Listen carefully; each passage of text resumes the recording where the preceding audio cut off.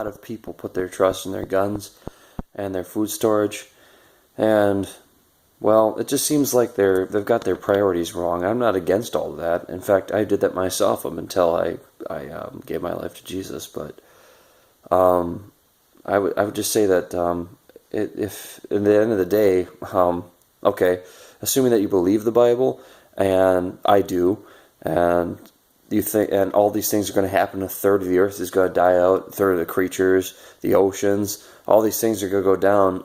You really think that anything you've done in your own basement or any of the guns that you've stored up is really going to make that much of a difference?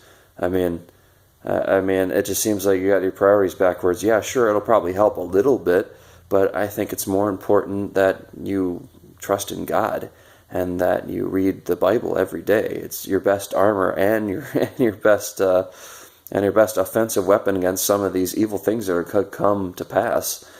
And I think you really need to trust Jesus over trusting survival, because if you're so worried about dying, that's not a healthy sign. Do you really think that? Do you really think that? If you have the strong urge to survive, maybe it's your fear of death. Maybe it's your fear of, maybe you're not sure. Maybe it's your lack of faith. That's just me, though. That's just the way I've thought of myself after having been saved. So that's why I said that. I'm not saying that everyone's like that. I'm just saying people like me, and I would know. So I kind of choose to look at it like this: that you live life like you've got 5 minutes or less to live. It's like, okay, well, if you know you're going to die in 5 minutes, what do you got to do? What have you not done yet? I mean, okay, have you forgiven people? Have you? I don't know. I don't know. I mean, it depends. It depends on everybody. But I think that people that like to argue. I mean, okay, so let's just start out with. Okay, so let's assume that you do think the world is going to end soon, which I do.